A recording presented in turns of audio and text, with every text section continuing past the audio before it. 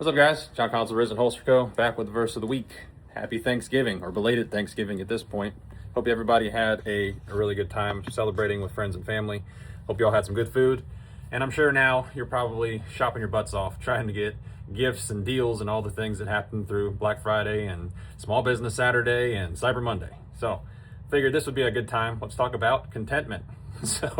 I know myself, I'm speaking this from my personal experience, certainly not trying to point fingers at anybody here, but we definitely all have a tendency during this time to really get wrapped into things, wrapped into these deals, wrapped into the gifts, and wrapped into all the stuff that goes with it. So I figured it'd be a great time for us all to get a reminder. I know personally myself need this reminder as well, to see what the Bible says about contentment and where true contentment comes from. So let's see. All right, so this week we're going to be in the book of Philippians in chapter 4, and we're going to be down here in verses 11 through 13, which state, "Not that I am speaking of being in need, for I have learned in whatever situation I am to be content. I know how to be brought low, I know how to abound, and in every circumstance I have learned the secret of facing plenty and hunger, abundance and need. I can do all things through him who strengthens me." So quick backstory to this verse. This is Paul talking to the Philippians, the church at the time, and they had given him these gifts, and he's coming back to them with thankfulness for the gifts, but also with a little bit of like a life lesson as well, that he has had highs, he has had lows, he has been in abundance and he has not, he has been hungry and he has not, and in all of that he has learned that Christ is enough, that Christ is where he gains his strength. I can do all things through him, referring to Christ who strengthens me.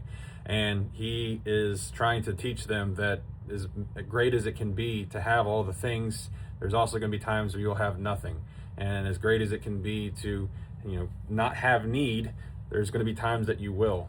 But in the midst of all of that, no matter what the situation, Christ is enough.